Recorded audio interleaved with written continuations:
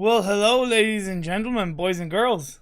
It's another day. It's another dollar. Well, not so much of a dollar, but it's another scrim. It's another stream. It's another round of games. This time I'm bringing you the Mezexis PMCO scrim. So it's not all PMCO teams, in fairness, but definitely excited to see what these teams can do. 4 games for you guys. So Wrangle, Sanhok, Miramar, Vikendi. I think that's the order. I know it's Wrangle for the first game as far as I know. We have the likes of Codex, Level Up Esport, KDV Esports, which is formerly Nomad Gaming, Volti, Sport Panda, Clash EU, Be My Loot, etc. EU, The Uncalled 4. Next side, Atlantis, Excelsior, Team Illuminate, Clay Alpha, Mezexis, and The Elite. So I'm definitely excited to see what goes down. Thank you very much to everybody who is tuning in. There is a 2-minute delay, as you might see. So I'll try to at least respond to any kind of cool messages in due time. But for now, definitely the focus is going to be on bringing you these games as I look to just change my scene. As we're about to get into this first game, it is over on Erangel, the sunny green pastures of Erangel. Playing path is relatively nice from east to west. On a side note, something which I do have my iPad connection, which in future I must look to try and set something up like that. But anyway. Playing path is going from east to west on the north side, just above Yasnaya. It's really not going to be too bad. Yeah, Hugo, sorry to troll you like that, but hey, I've got to have some kind of spicy, you know, introduction before I get talking. I think it works pretty well, but yeah. So I'm trying to become more familiar with some of these teams because a lot of them I'm not that familiar with. So I want to get an idea of where they drop, where they look to go towards. Of course, the playing path can affect that. Yeah, I try to remember everybody. How are you, Jammy? Hello, Rishi Gosh over on YouTube. I'm also streaming on YouTube. Hello, Beerus. Thank you very much. Thank you very much. Hello to Ronak as well. So yeah, let's have a look at where these teams are dropping. KDV, that's pretty normal. They always drop in Rozhawk, which is pretty standard drop spot for them. Clash of You seem to be going for a little bit of a no, they're only starting as a 2-player team, which is a bit of a shame. Waggles. Thank you for the follow and welcome to the Meshki and towards the south of Yasnaya. We've seen early kill going on the board already.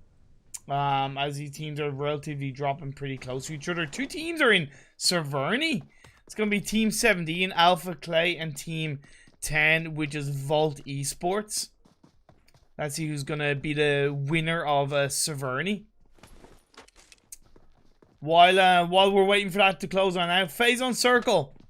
It is quite central, although it is leaning down the south side of the map for now, with Military Island in play, which means there's a chance that teams will possibly contend against each other as they move their way down south from where they currently are located. We see Mezexis have been able to get a little bit of early kill already. Well, I'll be the son of a gingerback gorilla. We have a new subscriber. Thank you for your support. Have an Jammy, awesome time. Thank you so much for the Prime subscription, man. Super duper duper appreciated. We also have a fight between Team 18 and Team 13, so that's Illuminate going up against Be My Loot. I'm gonna look to try and make sure all this renders in. Be My Loot, they impressed me in yesterday's scrims that I casted for Pro EU, where they were quite aggressive and they got a good few kills.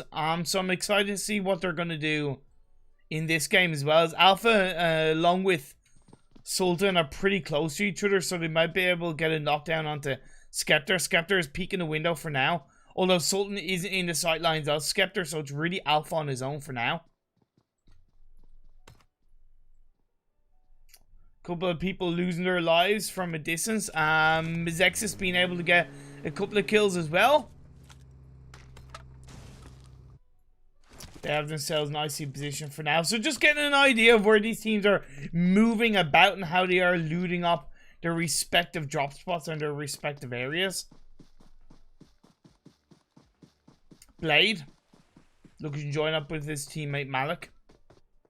Getting close by.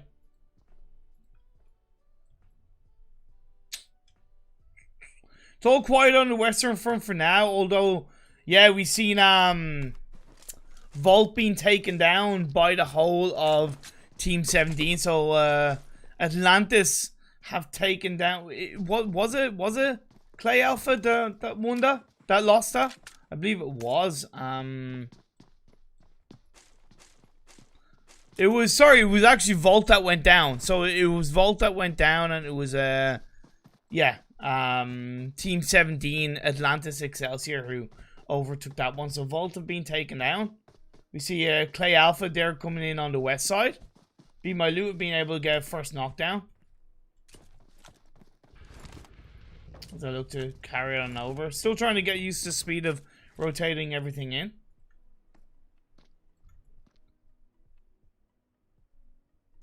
So members of Be My Loot are a little bit low in health, but what's more important for them is that Team Illuminate are down to just 3 players and they're pretty well separated. Blade is out in the open, which I think is incredibly risky, as he has an SKS with only a holo. Whereas when you look at the members of Be My Loot, even if one of their players gets knocked down, there's a really high chance that that revive is going to be successfully executed. And because they do have that automatic man advantage, it's going to be really hard for the members of Team Illuminate to anyway find an opportunity to engage. If they can disengage, yeah, using Blade, that would be pretty wise. But even then, it's going to be risky because Be My Loot have been able to, overall, from what I can see, loot up a bit more effectively. Blade to get in the vehicle. The Dacia, the red Dacia. As another of his teammates tries to throw some cover shots off, Blade is going to try to join up with the rest of his side to pick them up. Choosing to go around the other side of the buildings on the coastal line is very wise indeed, because, yeah, he's not really going to be spotted out. But of course, Be My Loot, with all 4 members potentially shooting at that vehicle, other cover shots coming through, choosing to go towards the coastline. It's a great disengagement by Team Illuminate. Like, if a team can disengage successfully, that's even, you know, more valuable than being able to engage. So gotta give credit where credit is due to Team Illuminate for that ability to move away from Lipovka, considering how separated they were. I did say teams are going to move their way down south. They still have Accelerate EU and Yasnaya Polyana. Team 11, Panda. I've only seen the female Panda team, so I'm excited to see the male Panda team perform. The female Panda team have impressed me at times, as Wagles coming in from the east are going to go down towards Mansion. Could be spotted out by a member of Mezexis, who are currently right now going for a bit of a kind of a 3-1 split, with Peace moving on to try and find any kind of spot. As we see KDV have a couple of players knocked down. That's going to be just impress less standing.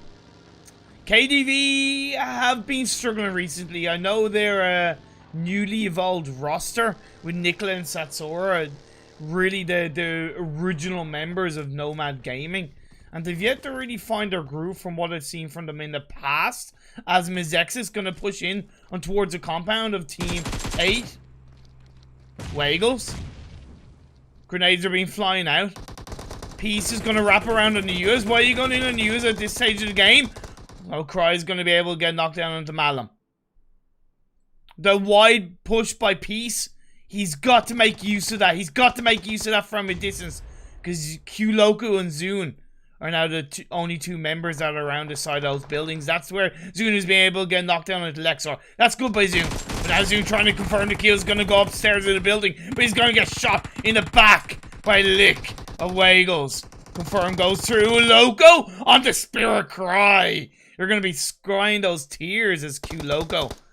Gonna be able to get that knockdown on the side of the wall. Lick is gonna push down and take down Q Loco. And now Peace is gonna be last player standing with Mezexis out in the open. He gets wiped out. Down goes Mezexis. That's gonna be the end of them. So as much as it was initially a good idea for Peace to get in the US and go onto the other side of the road, realistically it wasn't a surprise rotation. One of your teammates had already been knocked down upon your movement to the other side of the road, and as much as it was a great job by a couple of your players, honestly, Peace, that was very, very poor rotation and very poor positioning from you, and it really exposed the weakness in your team that Wagles took advantage of. So I hope that's something that you guys learn from coming into the rest of the games of these scrims. I tried to be harsh but relatively fair on these teams, in terms of my criticism and what I see. I can only go based on what I see, and I'll always try to be aware around. Team Unity attack coming in, I believe, from George Paul. Gonna go across the bridge along with Team 5 behind them. That's gonna be a true team. Nobody really taking hold of the Pachinki area too much, bar Team 15, which is the uncalled 4. They're all really kind of in the central part of the circle as Phase 2 has moved up. It did center up quite nicely. Went down a bit south with still the military island in play. But it should push people more towards the south side of Potato Hill between Pachinki and Shelter. As you see, teams are already there. Level Up have a really nice position right now. Couple of buildings in play. Relative high ground. Open area around them. They can get a lot of information on teams rotating past them, around them. And they're up as a full squad. They don't really need to send a scout up. It's really good. I also like the reposition of Team 15. The on-call 4 coming in from the west side because the circle did shrink, so they're preparing a bit more for Phase 3, Phase 4. It's good stuff coming out from them. Team 17, Atlantis Excelsior. Rotating fairly close to the side of Panda. But they're going to be in the outskirts of Farm for now. Wagles, who took down Mezexis. Team 20 rotating close by along with the 3 members of Team 18, but Panda will have heard the shots. Batia was taken down. Panda taking advantage, but now you can see they're pretty much across the road from each other. KLST is relatively close to his teammate with a grenade being cooked up by Seshimaru. Pro's behind a rock. Pro's behind the wall, should I say, because he did hear those shots. Desgun is on his own by the side of that little shack. As the other 2 members of Panda are further away, not being able to do too much about that. Team 16. Trying to engage or be engaged upon by the side of Level Up. But Level Up have lost a player. Another one going down. The hand of fruit with a great grenade on the Baka. That puts Naranx and Zubi as the 2 players really left standing now. If Naranx can get that revive on the Baka, that'd be great. But in my eyes, next, move out of the building and go for the engage. Send 1 player wrapping around, use the side of the tree, get the shots off towards Level Up. You can easily do that. Take advantage of the position you have. Take advantage of the opportunity. You know you'd already taken down a player of Level Up. Yeah, of course, you want to protect your compound. But I feel like that's a little bit too passive. Although I'm saying that, you could see a bit of a third party until you level up by the side of Team 20 Unity attack. As our Level Up, I've got to find some form of disengagement away, as Baka is going to bleed out quite heavily, leaving Level Up with 2 players up. You also have Team 15 pretty close by the on-call 4, shooting up towards the side of the on-call 4. Lots of 4s right now. People are going to be calling 4 like you see in golf after striking a nice cool shot as the blue zone is closing in on this Phase 2.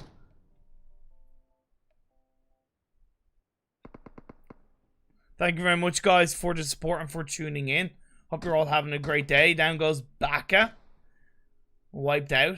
And actually, he's kill stolen away by Team 20 of Unity attack. I don't know if they got the second knock on the Baka, in fairness, so that's something I have to be aware of. Look at all that. In amongst the middle of the circle and the red zone, you have Team 17, Team 11, Team 20, Team 15, and Team 16. Down on the outskirts. Oh, be my loot. Gonna get pretty close to Wagles. Moving on up with the vehicle. Alpha and the Boogie also have decided Team 18, Team Illuminate Possibly looking to join in on this fight. On top of the hill, the shots are being fired up. The high ground going over in favor of Weigels. Nice Molotov towards Maslik to try and push back Weigels.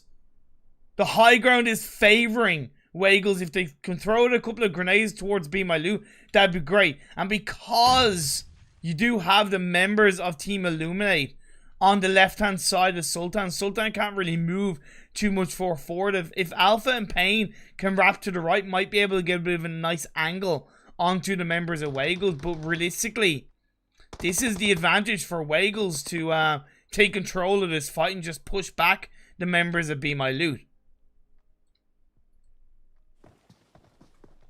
Gotta be wary that you don't overpeak though. That's something that you definitely want to be careful of.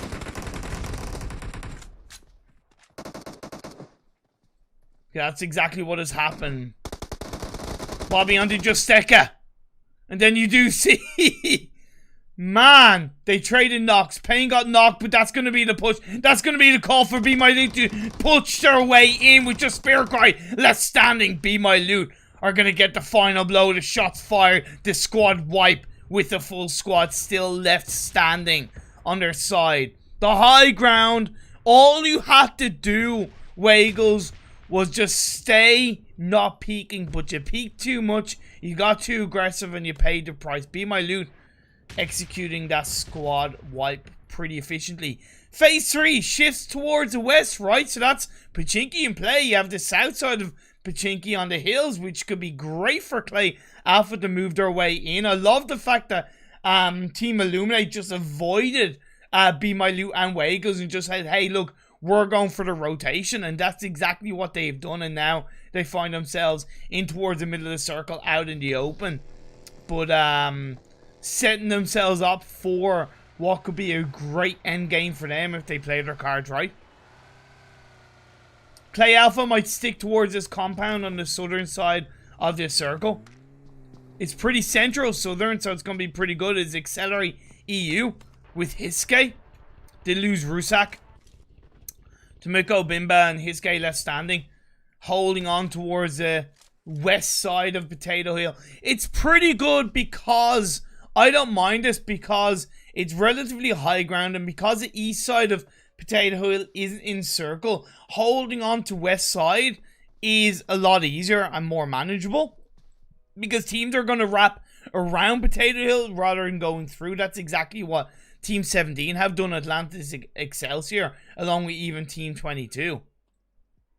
We have lost the last remaining player of KDV Esports at the hands of True Team, which is just a full push. One player got knocked. That is what it is, to be expected. Panda playing it safe towards the south side of the coastline in the circle for now. They've True Team in front of them. True Team are inside the compound, but Panda are still up as a full squad. They will see that.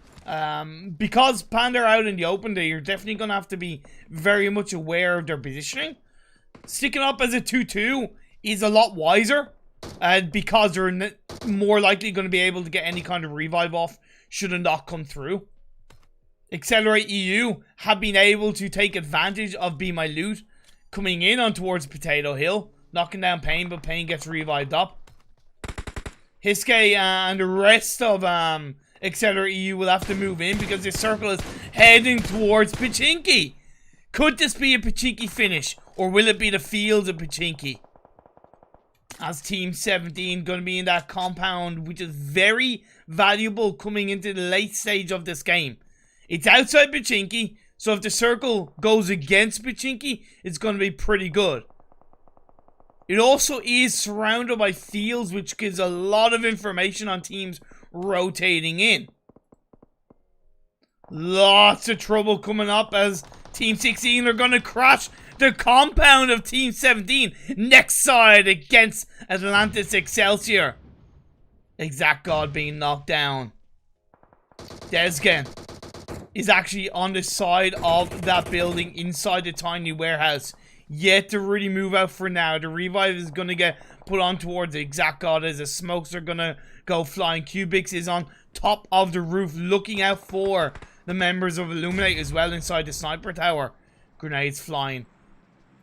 Psy Omega, in my eyes, has to join up in some way, shape, or form with the rest of his team. They already only had 3 players. And right now, it's kind of only 2 pretty much by the side of that warehouse. Fruit and Exact God in one warehouse with Grow On and Beatbox in the other.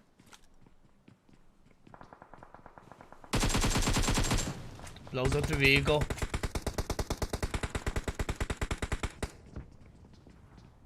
Waiting and biding our time, hearing out for the footsteps.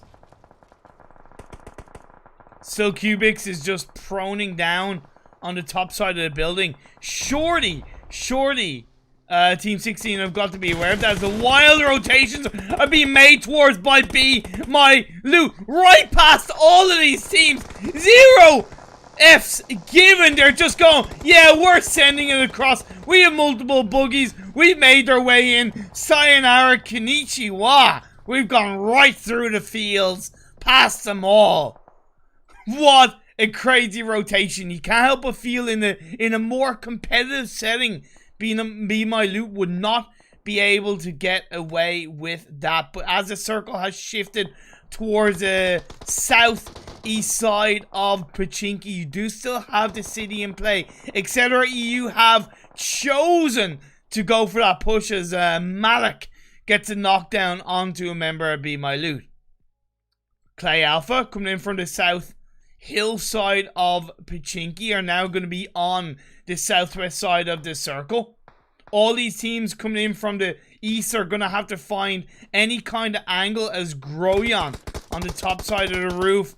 Desgain gets knocked down. It's going to get confirmed. That's going to be Psy Omega is actually going to be last player standing for the side of Atlantis Excelsior. You do still have True Team inside the tiny little open planked shack with their vehicle blowing up. They're outside the circle. The second they step out, they're out in the fields. They're on a 2-2 split for now.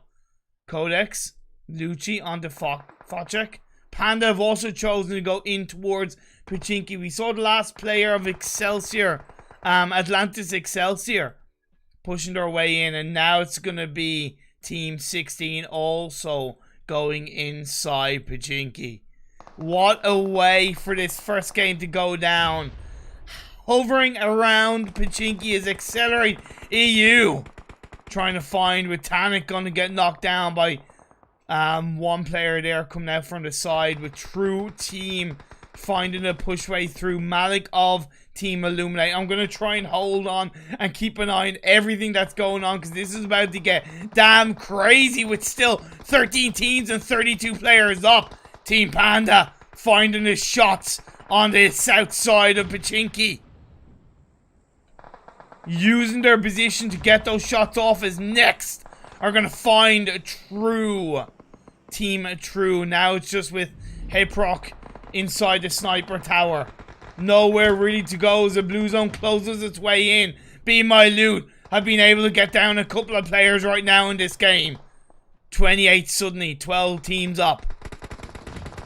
Fruit onto Bimba. Accelerate EU have lost Bimba. Gotta give credit to NEX. Team 16 next side have been able to take firm grasp of Pachinki. But the circle has gone back outside of Pachinki with next side still inside on the northeastern side of the circle. Etc. They've got to get the revive. They've got to push through into the full squad of next side if they are going to find a spot inside the circle. There's nowhere else really for them to go. The second they step out on the side of the road, they are sitting ducks. Why did the chicken cross the road? It would be eliminated too by any other team that get their hands on them. Play Alpha, thank you for the follow and welcome to the Ginger still Club. Also inside the circle. Well, actually, no, sorry, they're not inside the circle. Just Sensei is being able to find his way in. Be My Lou is definitely favored from the circle shift on the far eastern side with that little dip and a little bit of a shack to play for. Be My Lou could be setting themselves up for a fantastic chicken dinner if they can hold on to the eastern side of the circle with two teams cropping in their way aside. Down goes Malik. Down goes Team Illuminate. Benda, now the last player up, 14-15, the uncalled for. He's going to be able to get a knockdown onto Monk. Actually, no, Monk was knocked down from the Uncalled 4. Bobby's going to be trying to hold on for a Be My Loot. Down goes Benda. Down goes the Uncalled 4. And Bobby is able to stay alive. Great play by Be My Loot. You let the teams come to you, and you're able to take control. Accelerate up to try and go on the other side of Pachinki, but Panda are waiting. They get a couple of knockdowns coming through. Down goes Accelerator EU at the hands of Panda. 5 teams left suddenly with 15 players up. The side of Clay Alpha inside a little shack by the fields of Pachinki. Nobody is inside the circle coming into this phase 7. 35 seconds until this blue zone closes in.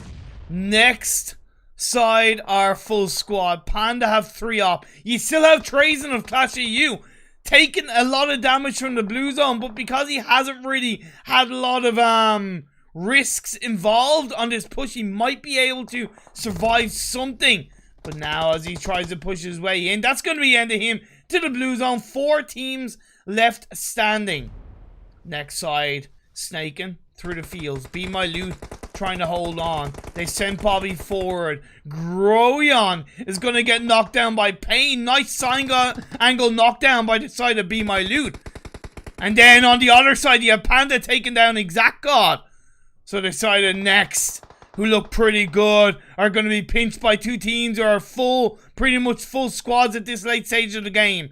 Panda as a 3-man team. Be My Loot as a full squad. The blue zone's closing in. It's going to be the end with Fruit left standing. But that's going to be the end of a Next side. 3 teams left up in this game. Last 10 players standing. The shots are being fired left, right, and center. And that's going to be Tannic on the Sultan. The Sultan's a swing and being swung down to his knees. With Bobby in pain, prone their way down. Panda using the little UAZs that they have towards their side. Let's see, just oh my god, I made a mistake. Oh no. There you go. I was meant to change the volume. As we get into the final moments of this game, we still have 3 teams up. Howard Boy's being knocked down. Tannic and Sensei now the last 2 players up for their side, at least because he is only knocked down and he can provide some kind of pair of eyes and information for the rest of the Clay team. This is phase 8. The blue zone is closing in. Lots of smokes being hovering out towards this field. Couple of trees and bushes that are helping Panda to try and find a couple of players while still being protected. Tannic's being knocked down. Sensei facing a lot of that blue zone damage. This seems like it's going to be the Panda win. But Sultan prone down, trying to find that player. Panda, indeed he does. But it's going to become too much. The rest of the Panda players strike and get revenge as Sensei is taking that blue zone damage on phase 8. It's going to come down to these 2 teams with Sensei out in the blue, chunking down. He's the last player up. Panda know this. He has a couple of medkits left in his arsenal. Is he going to opt to try and go for the push inside the circle after that last one? No, he will not. He's going to try and go for a couple of shots. He's going to get taken out. The match has ended, and Panda get the chicken dinner for this game 1. 7 kills for... Actually, no, what means 7 kills? As I look to just turn this volume down as I get the volume bug. 11. 13 kills for Panda to get the chicken dinner. They opted to go for the south side of Pachinki, right? And then they took advantage of that. They used the trees, the defunct helicopter in the US to help keep cover for a lot of the game towards the end, and they executed that chicken dinner really well. Clay Alpha, only 1 kill, but 2nd place. Nonetheless, I would like to have seen them maybe be a bit more aggressive, but from a positional result, pretty good indeed. Be My Loot in 3rd place. Really great result for them. 11, 13 kills for Be My Loot. A team that I've noticed instantly to be pretty aggressive. With Sultan, you know, although only get 1 kill, seems to be one of the lead aggressors for his side. Next, coming in third, that's going to be decided next side. Sorry, fourth, should I say, with 4 kills. Fifth place with Clash EU, only starting as a 2-man team, but they were the ghosts of this Wrangle game. Stayed out of trouble, out of sight, out of mind, and in fifth place, placing result with 2 kills. Credit to Trazen and Terminus. Accelerate EU in 6th place, getting 0 kills, which is poor. The rotations were pretty good. The positioning was pretty good, but that kind of lack of aggression probably overall didn't help them. Like, they should have been aware that there could have been somebody flying in close by to them when they had Pachinki held down, but instead they allowed the likes of Nextside to get in there, and Nextside was one of the reasons why they got taken out. Codex in 7th, getting 7 kills. Level Up in 8th with 1 kill. The side of 4UN, which is not exactly sure. The Uncalled 4, there you go. In 9th place. In 10th place, there you go, was 4 kills. You have Illuminate in 11th place with 2 kills. True Team in 12th with 2 teams. UAA, which I'm not sure what that stands for. Forget. That's going to be them coming out in 13th. You had Bro coming out in 14th. 15th was KDV Esports. In 16th was Wagles, who got 4 kills nonetheless. In 17th was Mezexis with 3 kills, and 18th was Vault Esports with 0 kills. So that was game 1 for you guys, for you ladies and gentlemen. As I look to just turn the volume up for the music. Whoa! Thank you very much, guys, for tuning into the broadcast.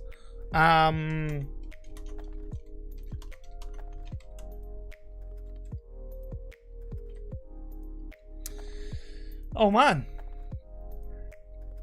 what a good game 1 in Erangel. We have all 4 maps being featured today. I hope everything was okay for you guys in game 1. I did mess up on the emulator and rotate it for lulz. What can I say? The big brain math skills is pogger than me, Hugo. You know, yeah. What a great game. Thank you everybody for tuning in. By the way, anybody that is in any way, shape or form popping into the stream, whether it's on Twitch or YouTube, really appreciate you guys. Much love to you all. And yeah, it's just something that I'm really enjoying. It's a great game. Great game indeed in Erangel. The next one is going to be over in Miramar. We're going over to Miramar for game 2. So I'm definitely somewhat excited for that. So on that note, let's go for a little bit of a break. And I'll see you guys in a couple of minutes for game 2 of these Mezexis PMCO Scrims. Brought to you in conjunction with Mezexis and Fearless. Thank you very much for tuning in. And I'll see you guys soon.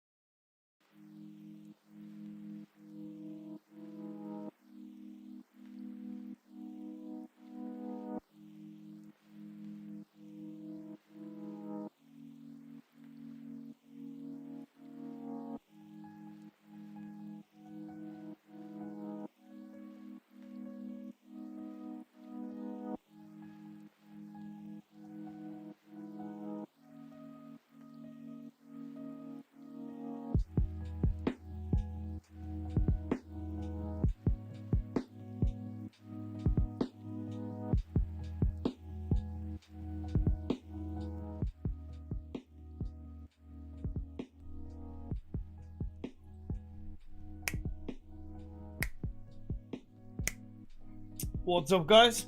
I'm back. Indeed, I'm back. Getting ready for game 2 of 4 in the Mezexis PUBG Mobile PMCO Scrims. Thank you, everybody, for in some way, shape, or form tuning in. Players, teams alike, whether it's Twitch or YouTube, etc.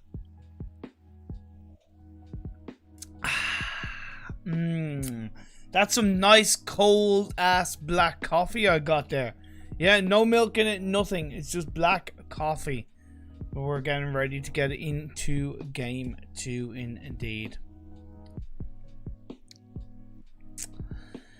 Oh man, it's still getting used to streaming and casting scrims is just something that I know, man. I suppose I miss. I definitely prefer casting with another person, you know. I think it's something that I don't think I'm very good at, actually, compared to other casters, if that makes sense. I don't think I'm very good at solo casting. It's weird.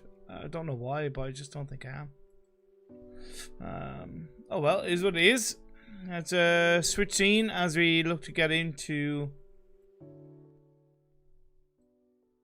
this second game of the day in Miramar. Oh, I need to put the volume up. Bingo.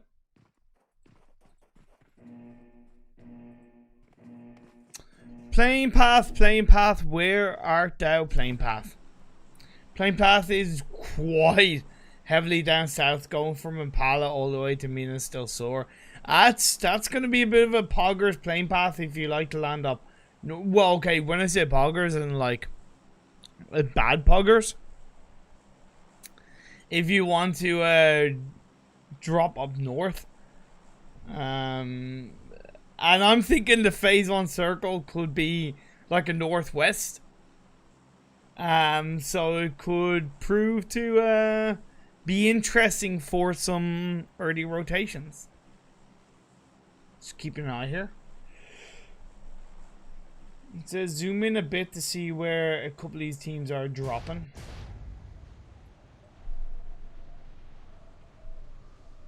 See, 2 teams, Clay Alpha and Mezexis, seems to be going towards Impala. Next, going towards Puerto Priso, Panda, Minas Generalis, along with KDV and Illuminate team. Actually, I think Panda are choosing. Well, I think they're split dropping. Actually. Yeah, and KDV are split dropping as well, with Zimmer going onto Minas.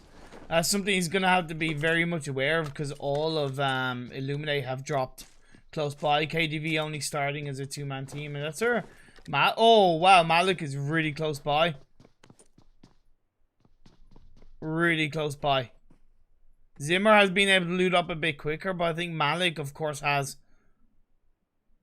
Actually, no, Impress. Impress has actually moved in across. So you got Zimmer and Impress. Thank you for the follow and welcome to the Ginger Flow. Close to Malik. Malik does have Shabby on the other side, but nothing really heavy. And then when you look across the way, across Minas Generalis, you have Blade and all that. But let's see where other teams have dropped on the phase 1 circle. Phase 1 circle is indeed up north, but it's more and more northeast. Could we see something like a Cruz de Val finish? A lot of action towards. Look at this in Los Leones. You have True Team, you have Atlantis, Excelsior, you have Vault on the outskirts along with Bro. The Elite are down by the side as Impress is able to get knocked down onto Malik with a grenade. That's actually really nice by Impress. Really nice. Can they take advantage of it? Or will Skeptor from Illuminate be able to pick up some kind of pieces here? Kodak getting close to the Uncode 4. Lucci close by to Momok along with Codex. All those shots by Endro towards Wait. Might be able to give a little bit of space for Monk, who's on the side of the warehouse for now. He's gonna... Oh, no! Shotgun blast. Not finding any of those shots. Now he's gonna go towards the other side. He's a bit out in the open for now. Trying to find those third-person peeks. Waiting for the rest of his team to join up with him. Wait is able to get knocked down onto Monk. Another one with the grenade onto Psychotha. That does leave pretty much Endro, the last player standing with Benda. But Benda's further back. With 94 shots by Endro. Thank you for the follow and welcome Pretty nice. To I'll go give him credit for that. None of them really heavily connecting. Waggles, Be My Loot close by. You still have this fight between Illuminate and KDV. I think Zimmer is Zimmer's last player standing for a side. So even though the first knockdown came down on towards Illuminate have been able to get the revive shots coming through the spray by Skeffer. Didn't really connect all those shots, and now he's being taken out. That's going to be the end with the support from Blade. KDV go down early once again. They are really struggling in their preparation for the PMCO.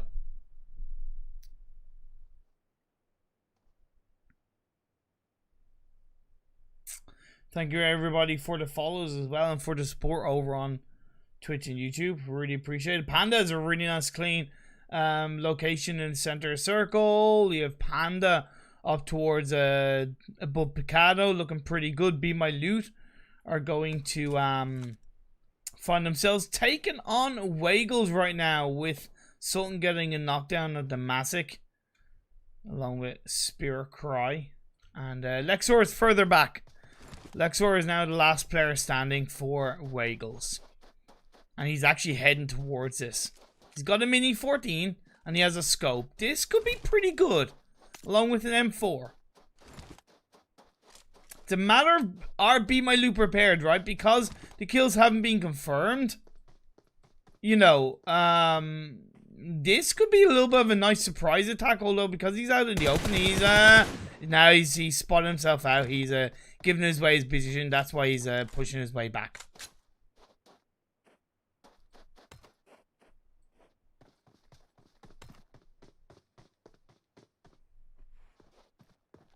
He's going for broker now in these scrims. Be My Loot got to be aware of this. Yeah, that's why the shots by this side of the wall. Lexer prones his way down. Has a tiny bit of a dip of that little hill as he gets off painkillers. Like, if he has a smoke, he can smoke towards a tree. He gets a nice knockdown onto Sultan though. Really nice play by Lexor. This could be the moment for him to push. Okay, yeah, that's now the smoke is going to come out. He's going to push his way forward towards a tree. Going for side to side. Takes too much damage. The shots are flying through. Now he has a little bit of smoke by the tree. That's going to be good. He's going to be able to utilize another first aid. Although I'm saying that Sultan has been revived up. He's fully healed. It's 1v2 between Waggles and Be My Loot. Sultan on one side, Alpha on the other, trying to pinch the last remaining player of Waggles. Although with the smoke, it's just not going to be enough, and Be My Loot get the final push and the final calling card onto Waggles. They go down at the drop of a hat. And now, as Volt Esports, they're going to get taken down by Codex. That's going to be the end of Volt once again early on in this game. Team 16. Thank you for the follow. Next side, welcome to the coming in from the east side. It's pretty good rotation from them. True Team doing something similar, having a real high ground position for now as they rotate their way in. They're able to get a lot of information from that point of view. Panda coming down, sorry, not Panda, Accelerate should I say, coming down from San Martin Hill down towards Level Up. Level Up are all inside that one compound. And Accelerate gonna have one player knocked down. Tamiko now is gonna be on his own. He's gonna get knocked down. The firing line comes through. Accelerate lose 2 players. They now only have 2 players left inside that one vehicle. I know the circle was quite up north, and in theory there's a high chance people might not be there, but there's a risk in rotating, and when you rotate like that, the risk can go against you.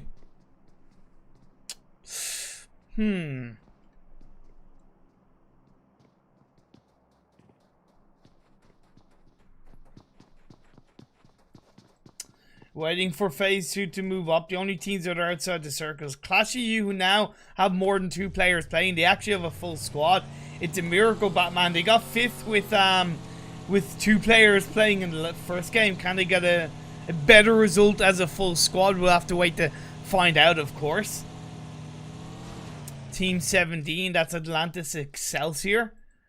Coming in from Los Leones towards the south side of La Bandita, with Be My Loot behind them and Codex behind Be My Loot, but a little bit further back. Next now, pushing in towards the central part of the circle, just outside Junkyard. Crevicing their position on the high ground, overlooking the mountaintops that the side of Illuminate have been able to make their own. And I gotta give credit to Illuminate. That position is fantastic to hold on to. Fantastic. Of course, it was an easy rotation for them, as they did land in Minas Generalis. But now as phase 2 moves on up, it actually shifts up northeast. Wow, this is definitely a little bit of a different circle shift that I've even seen in the past. Towards El Azahar, with Junkyard in play as well. Junkyard is where Next rotated past. Now Exact God went into FPP to try and get a little bit more information. They have themselves spread out. Not too thinly, but thinly enough that it could possibly go against them if Fruit or Groyon does get knocked down. Codex coming in towards Be My Loot outside the circle. Leaves Alpha on his own. Last player standing out in the open. Shots are being fired through. Prones his way down.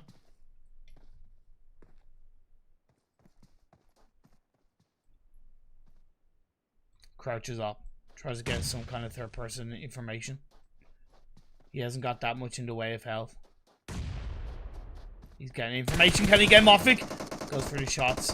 Realizes that he's exploded a little bit too much. He's got to be very rare because there's a full team. So most likely he will go down. If he can find some form of angle, form of shots, he's going to be put down to about low health. Tries to get for the jump shot. Does not connect, and Codex gets a final killing blow onto the last remaining player of Be My Loot. Job well done for Codex outside the circle. Picking up 2 more kills for their side as they take down a team. We're down to 1140 players up as teams are coming in from the west because of that northeast circle shift. It's going to be great for Clay Alpha, right? They're on their own. Down goes the whole of the Illuminate at the hands of Atlantis Excelsior. I'm definitely sorry I missed that fight.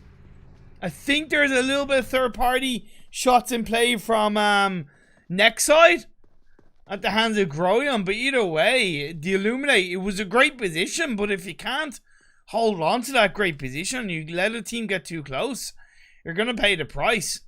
What is it? If you get too close to fire, you're going to get burnt. It's kind of what happened to Illuminate. Level up on the southwest side of this circle right now. I like the fact that Team 20 Unity Attack have been sending a scout a little bit more forward, but not too far forward. You can see he's been able to spot a buggy, so that's kind of an indication, right, that he knows somebody is around there. He's going to be able to say to the rest of the team, okay, look, there's somebody down the south of me towards Junkyard. Stay up north for now. You don't really need to move too far. Of course, Panda is outside El Azahar in the high ground out in the open. I love the fact that a lot of these teams are choosing for the open high ground as opposed to somewhere like a city. I know it's rare that it's going to end towards the city, but I really do like that. True team getting close to Clay Alpha. Clay Alpha moved out from Lipovka fairly swiftly after a phase 2 shift with True Team behind them. There's that lovely high ground right there just outside Al Hazahar, which 2 players of Panda has a bit of a close range indication from, but when you look at it right now, like it would be great for a team to utilize the high ground. Look at it right in front of you there. It would give a lot of information.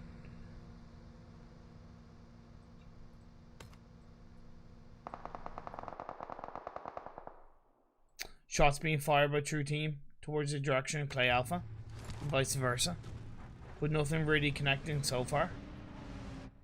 As XR and Shorten a little bit far forward. Sensei is actually pushing on up. Clay Alpha want to take this fight. They got asked though, are True Team prepared? With Vegan just rolling around in that buggy. Now he's going to get out. Now it's going to be up for True Team to really trying to get some form of angle. Shots coming through, but Tanic with the grenade knocks down Vegan. If you roll around in a vehicle for too long, you're going to pay the price. Sensei was able to believe I get knocked down onto XR, but Hapriok was able to fire suit to get a counter knockdown onto Sensei, which stops the push on towards True Team. Tanic is on his own. Smoke primed up, but yet to be executed. Actually, now it does. It goes to the left side of him. Shorten is behind the rest of his team while the revives are coming up. Unka needs to provide that level of support on Titanic as Sensei has been healed up and revived. Revived and healed, should I say. So it's kind of a 2 angle onto 1 as Yunka finds Shorten. That's a great play. Great push. Sensei needs to send himself forward. I know he's been that backline player, but when you only have 3 players up, in my eyes, you got a full send as a 3-man team. You know roughly where they are. You've been able to get those knockdowns. Take advantage of it.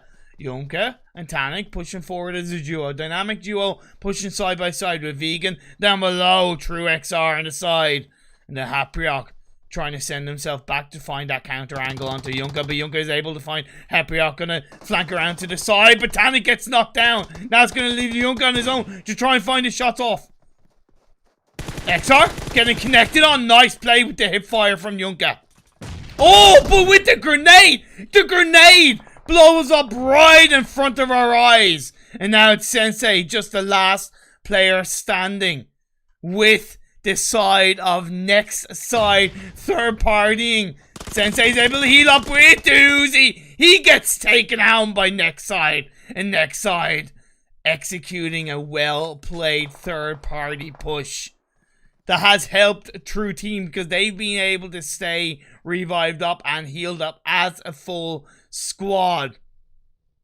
But now it's another battle on the 4v4 as the circle has shifted towards the east with Panda rotating quite nicely. Level Up pushing on towards a high ground that I recommended would be really great for a couple of these teams in the last circle. Not so much heavily in this circle, but at least you get some core information on Panda, next side, and True Team. You're seeing something similar with this side of Team 20 Unity Attack. Nobody yet to be on the southeast side of the circle. As Unity Attack being spotted out by next side, they're going to rotate around with that bike. Going to get pretty close to Team 17 though as they get further down the southwest side of the circle. The motorbike shots will be heard as Ravello is going to get taken down along with Executor, leaving just Lynch left standing. Now he's going to get spotted in the back by Punter. You know, I know it's only phase 3, but when you rotate so heavily in phase 3 in Miramar, there's a really high chance, especially out in the open, there's a really high chance you're going to pay the price, and that's exactly what happened. You know? That's exactly what happened.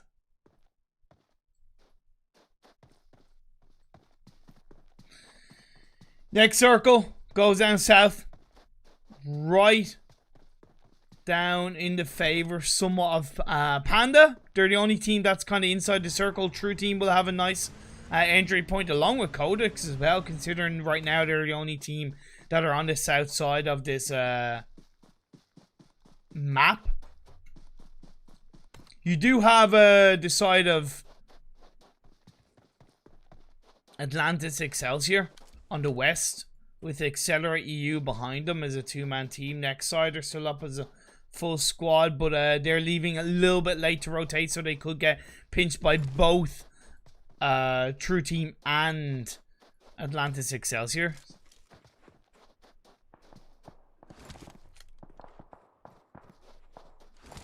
Yep, Panda's able to be knocked down by a member of True Team. Nice play by True Team. Try and create some kind of space, but gotta be aware of what's going on around you and behind you. As Punter. Punter's gonna be able to possibly find the members of next side. Next side rotating in with those 4 vehicles. It's gonna be very risky as XR finds a member of Level Up.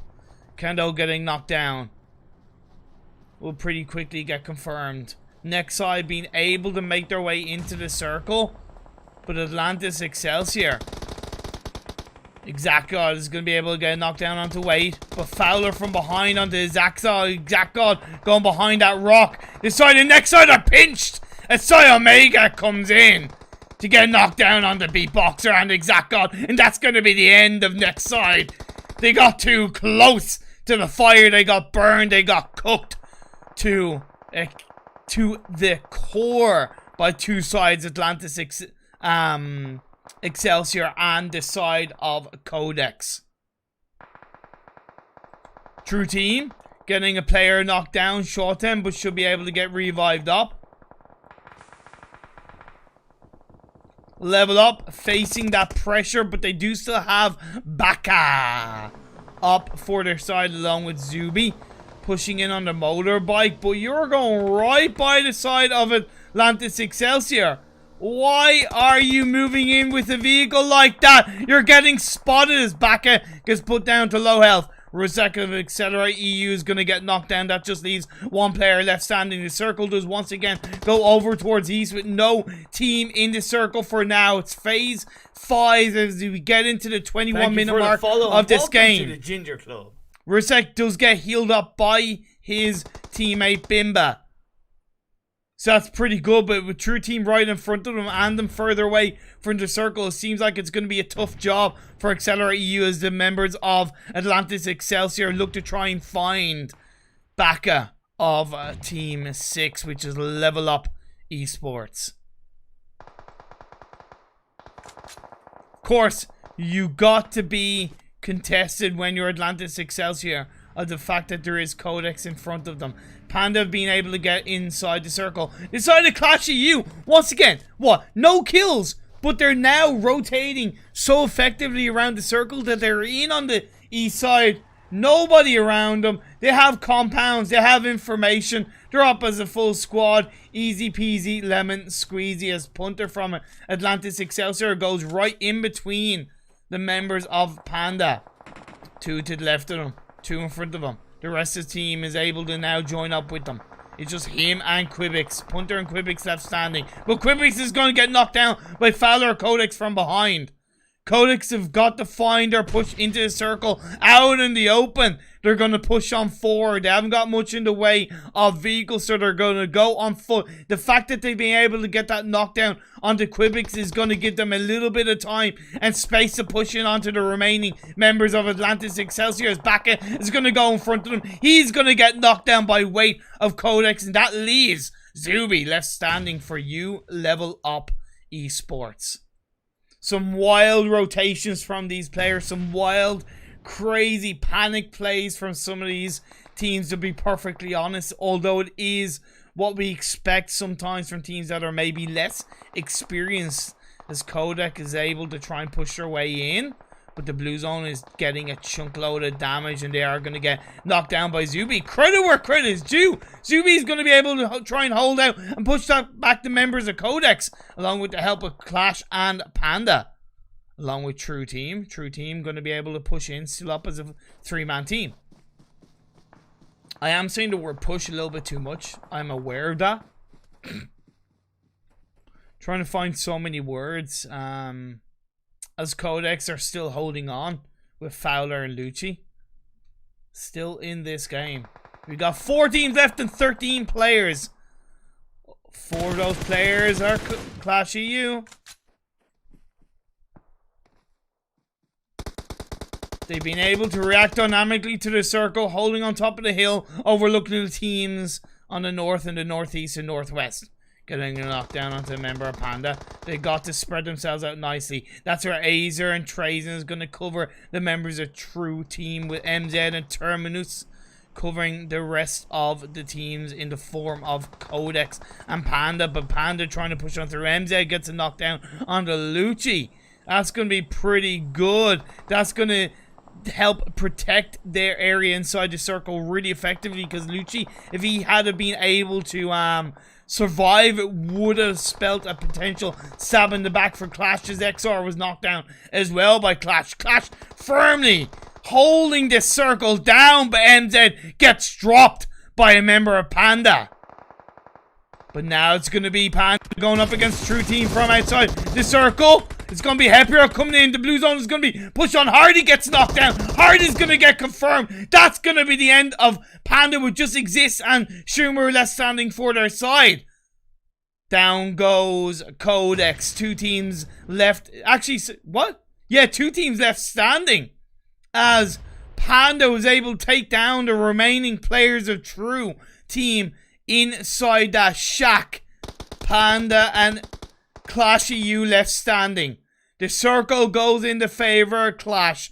Panda have their backs against the wall. How many smokes do they have? They've got to try and make their way across the road. Not only across the road, but towards any kind of protection of cover. If they in any way expose themselves, they're going to get absolutely messed up. I love the fact that Acer is flanking around to the side, covering that angle of position if Panda in any way goes near there. Grenades are flying out by Clash EU. This is really nice by Clash. You see how proactive they're being. They're not in any way letting Panda move on up, despite how many smokes are being flown and flung on towards the wall. And that's where Azar, I talked about that flank position. He's able to get a knockdown on towards one member of Panda. Elise Shomaru left standing. He's going to be one on his own as the members of Clash push on through. He's down to half health. He's going to burn himself to the crisp. He's going to deny that kill. And Clash EU get the chicken dinner. It was only 4 kills, but they stayed out of trouble. They got the job done. They rotated in, and happy days, a winner chicken dinner going over to Clash EU. Like I always say, it's not about the position you get into, it's how you hold down that position. And that spread by Clash towards the end was absolutely perfect. Yeah. Did it help the fact that the circle went in their favor? 110%, but the fact that they rotated and had themselves spread out in pretty much a 2-2 split was just absolutely fantastic. And they didn't peak too much. I think they only had 1 player knocked down towards the end, which is MZ.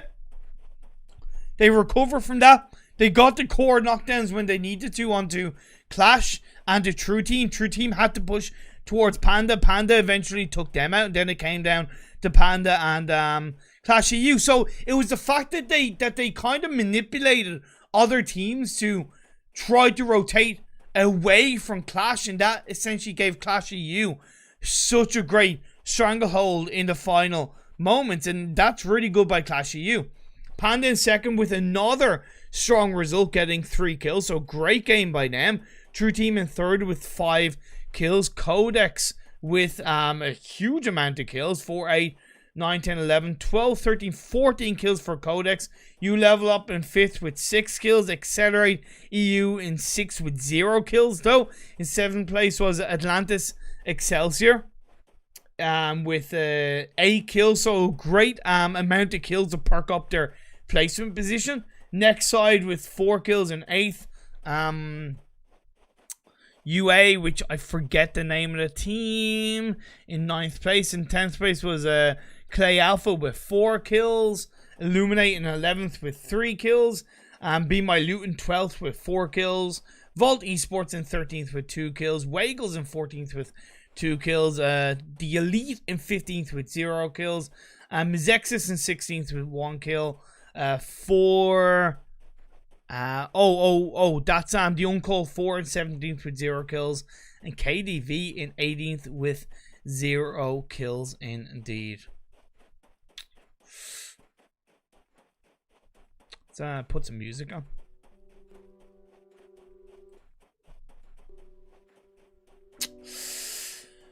Oh man. So like, you know, you can overall see the difference in standard between tier 1 teams, or let's say World League teams, you can see the difference in those kind of teams compared to these kind of teams.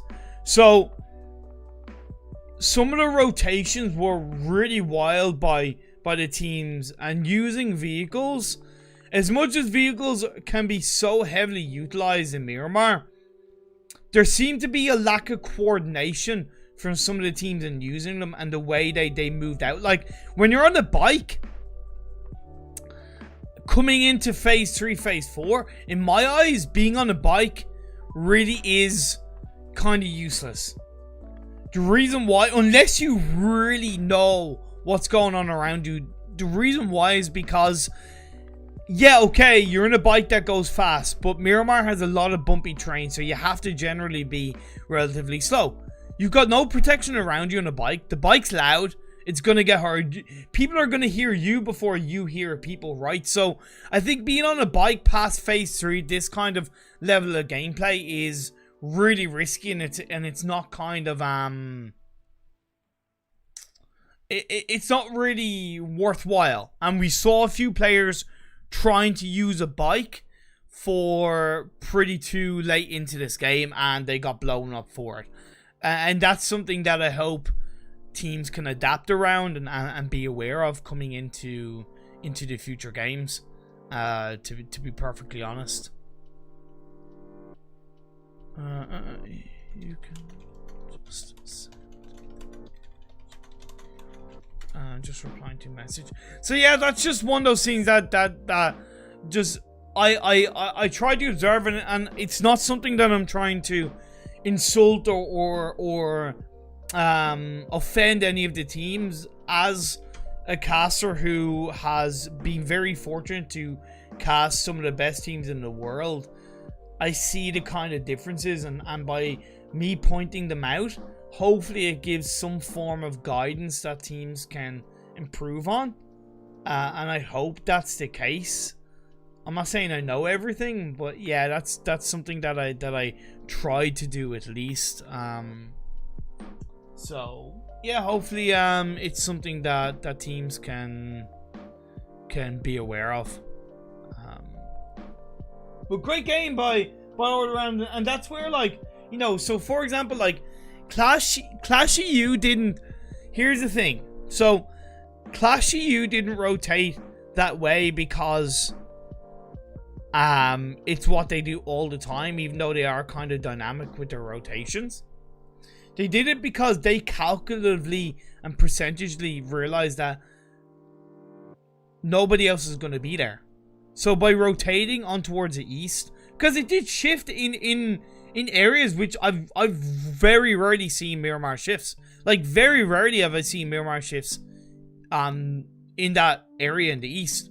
So, and you wouldn't have that many teams rotate too quickly, whereas when it's a little bit lower than tier 1, which these teams, in fairness, some of these teams are, you know, Clash EU knew this, so they reacted to it, and being able to react to what's going on around you, and being able to dictate your own gameplay and manipulate other teams' gameplay is just so important, and it's something that I'd love to see more teams do and point that out, because when I see it being pointed out, it puts a smile on my face. So I am waiting for the room code for Game 3 of 4 in these Mezexis X Fearless PMCO Scrims.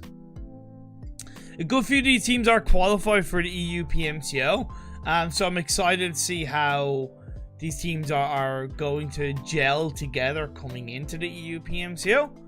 Because touch wood, hopefully I'll be casting it. Don't know yet.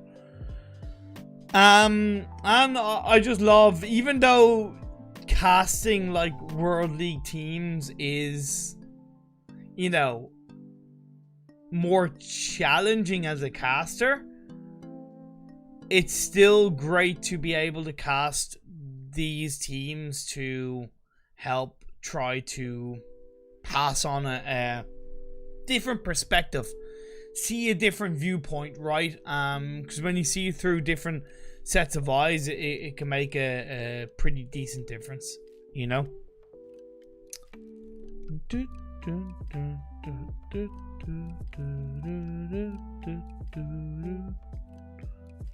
Okay,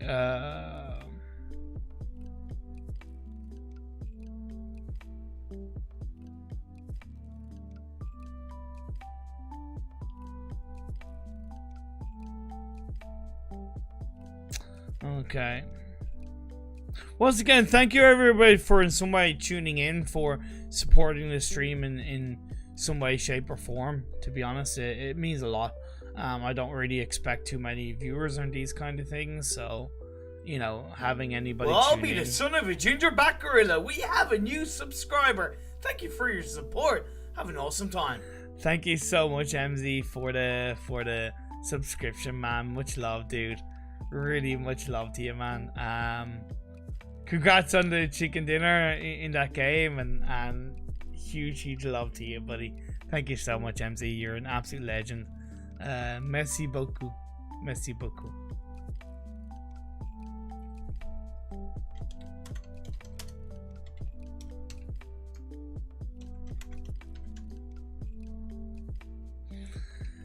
Yeah,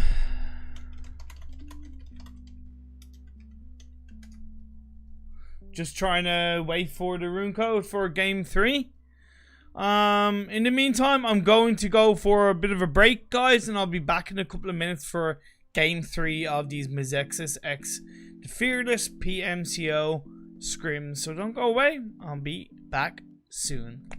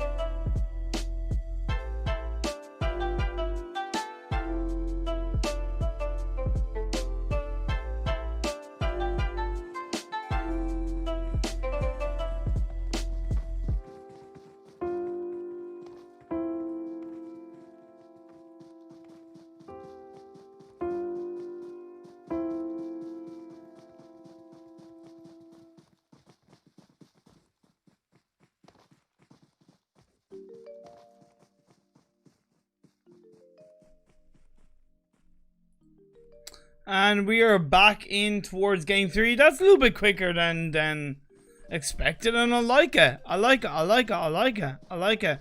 We're going all the way to Sandhawk, baby. The Jungle Mountains of Sandhawk for game 3 of 4 of today. So it's not Vikendi for game 3. It is going to be Sandhawk. Let's have a look. Plane path. A little bit north. Not too bad. Between Hating and Le Kwai. Of course, we all know that it's relatively easy for it's relatively easy to get across most areas of the map in Sandhawk, with it being the smallest map. Mezexis seems to be heading towards Camp Alpha, although split up with Zune going toward the mountainside. Seems to be joined by the side of Unity Attack. Let's see who's going to be in towards boot camp. Illuminate, along with Atlantis Excelsior. Accelerate EU going to be dropping down south towards Hainan, along with Codex. Shots are being fired straight off the bat with Evil Boy on to Punter as they drop to the floor. Oh, Desgen is going to get taken out by Shabby. Shabby once again getting the job done for his side. Good stuff coming out from Shabby of Illuminate. That leaves Psy Omega and just Cubics left standing for Atlantis Excelsior. It's a spicy meatball, baby. That's a spicy meatball indeed. Hey, Illuminate will take control of boot camp, it seems. Phase 1 circle pretty nicely centralized across all areas of Sandhawk between the mainland, Northwest Island, and Southwest Island. Level Up Esports will be able to have a nice entry point down towards the Southwest Island. I would recommend that they send one player like Zuby down towards the Trifecta compounds to get a little bit of scouting information, because I feel like it's going to head towards the Southwest Island. Let's bring it on over towards Camp Alpha, which is a poor man's boot camp between Mezexis and the side of Unity Attack. Malum on the side of the wall, jumping up, trying to find any kind of information. Q Loco is beside him. Where's Peace? Peace is looking down towards Camp Alpha as his teammate is able to get a knockdown, if I'm not mistaken. Oh, Q Loco is gonna get dropped by Lynch. Dropped by Lynch out in the open. Out in the open. He's now looking to crawl his way towards his teammate. Peace is nowhere to be seen just yet. Actually, no, here he comes. Here he comes. The cavalry has arrived. Peace now looking towards the side of the building, using that third person perspective while Malum tries to get the revive on towards Q Loco. Wraps around the side of the wall though. They're both going by the side of the wall for now. No smoke thrown at yet towards Q Loco as Malum tries to move around. He's gonna get shot up towards by Lynch, but we'll be able to get behind that little pillar for now to get the revive off on towards his teammate Q Loco. So Megan Cubics, that's going to be the end of Atlantis Excelsior as well. The hands of Illuminate. Peace is going to get shot up by Ravello. This is great play by the side of Unity Attack. Like, they are definitely being unified on their attacks. They just have two players up, Lynch and Ravello. And they are definitely holding on towards the edge of Camp Alpha really nicely. Not really giving, you know, Mezexis too much room to move around, and now they're kind of out in the open, and if they're really gonna swap flank around to try and anyway get into Camp Alpha again, they need to go out in the open. The only thing I would advise is maybe Peace wraps around the other side and tries to get an angle on towards Lynch. That's kind of what he's doing. And now he's going to reposition away, which I think is great. Being able to reposition after taking a couple of shots is really key to confusing your opponent And of course taking advantage of any potential misposition. He's going to see the third person perspective. He's going to be able to find... Oh, okay.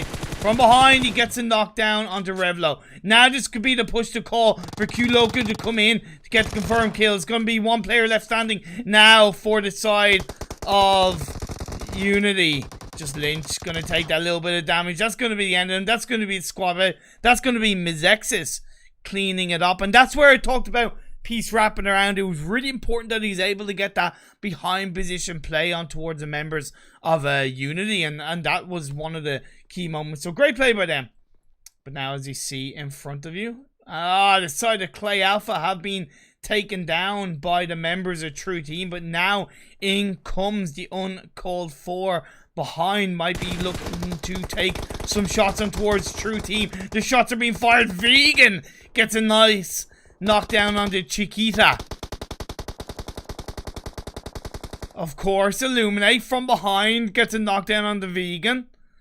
Whoa, baby!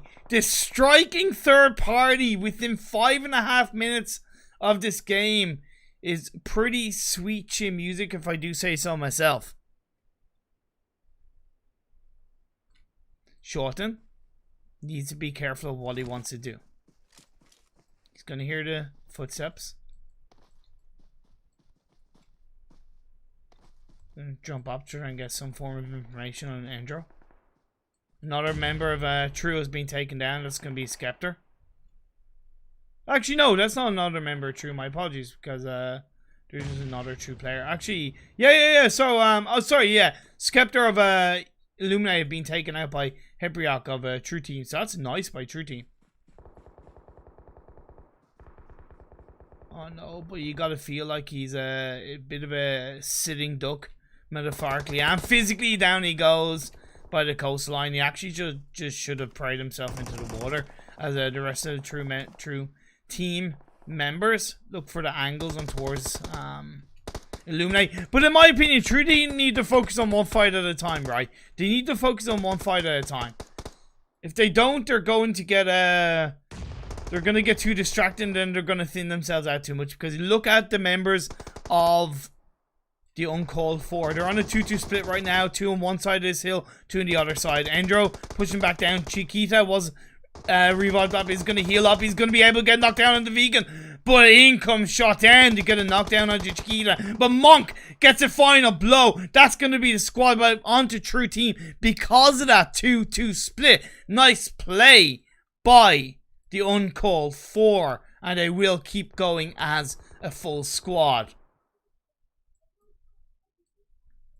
Next side, on the southeast side of the circle, with Fruit camping the edge of the circle right now against the members of Clash EU. Azer was knocked down, but he should get revived up. Groyan was knocked down, so it's just Fruit that's left standing is Terminus. Azer is not going to get revived up. Terminus is going to look for the killer blow, the squad wipe on the Fruit. I don't know if he knows it's the last player standing for next side. Don't know exactly what's happened on this side of the wall. That's going to be a nice fire coming through. Nice spray by Terminus to terminate the members of next side. And he says to his opponent, "Hasta la vista, baby." Or, "Ooh la la, hasta la vista, baby. Oui, baby." Job well done by the members of Clash EU after winning in Miramar. So phase 2 actually went over towards the east, so has favored the mainland. So that's where Level Up have been able to move across the triangular compound, the trifecta compound, and now they sent themselves up. They could easily move on towards a high ground, as a Clash is going to take down a member of Panda.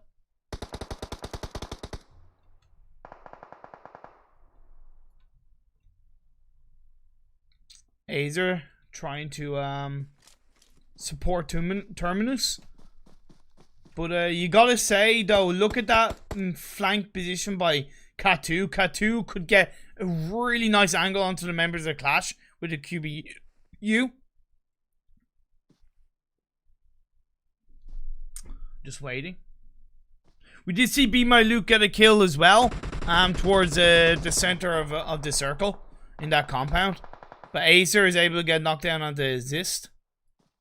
You gotta say, Katu, you need to be a bit more proactive with your flank angle. I know you always got to be careful when you're flanking around, but if you're not there to actually get that distraction, if you're not there to do your job in that flank position, you're being essentially useless for your side, and that's where I think that passiveness behind that rock, although they're still up as a full squad, has not really benefited the Panda side, as Clash have been able to reposition around Quarry, as Phase 3 did center up quite nicely in the mainland with the side of 4, the Uncalled 4 towards the circle, with Be My Loot coming in. As a level up are going to be coming on towards Mezexis. Mezexis did lose a player, but Peace is able to get knocked down on Tobacco.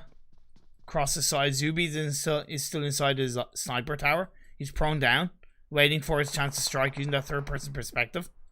I don't think he has too many angles on Peace for now. Malum and Zoom behind the wall. Zoom is able to knock down Naranx, which is really good indeed. Zuby, why aren't you striking? Okay, now you gotta strike, now you gotta strike, now you gotta strike. Up to the sniper tower he goes. Peace gets dropped like that. And that's gonna be the end of Peace. Surprise, mother trucker, and now the advantage somewhat goes in the favor of a level up. Zuby's going to be able to loot up the dead body of Peace.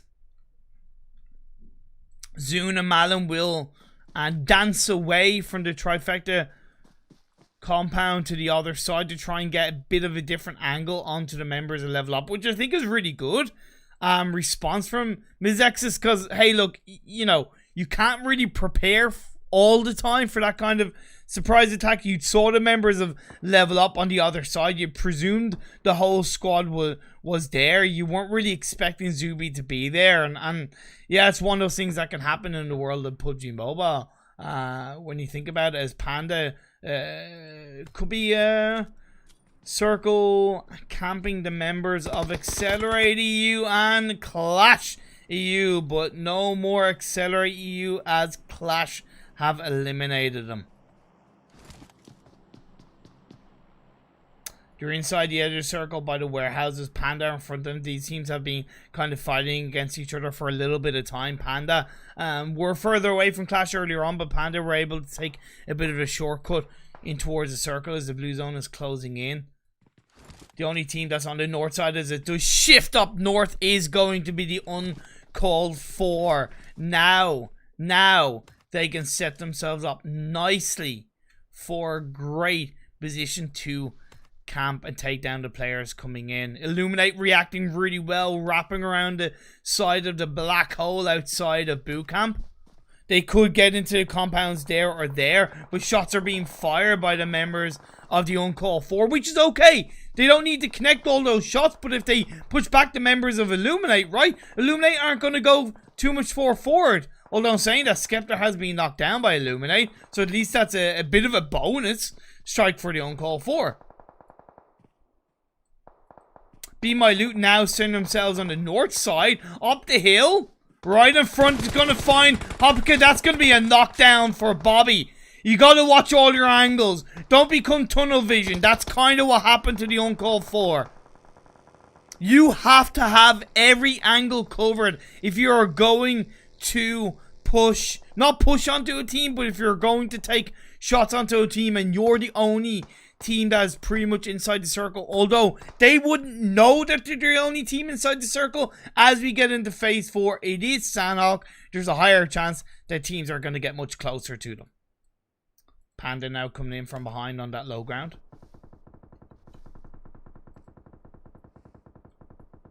Yes, possibly might be able to find Bobby. Oh, Bobby's gone actually finding List from Panda. Nice connection shots coming through. That's going to be the knockdown by Sultan. And then Clasher coming in from behind on the Panda. So a little bit of third party into third party into third party right now. As Be My Loot taking a couple of fights at once. Clash will have heard those shots, so they're kind of wrapping around it, which is just fantastic.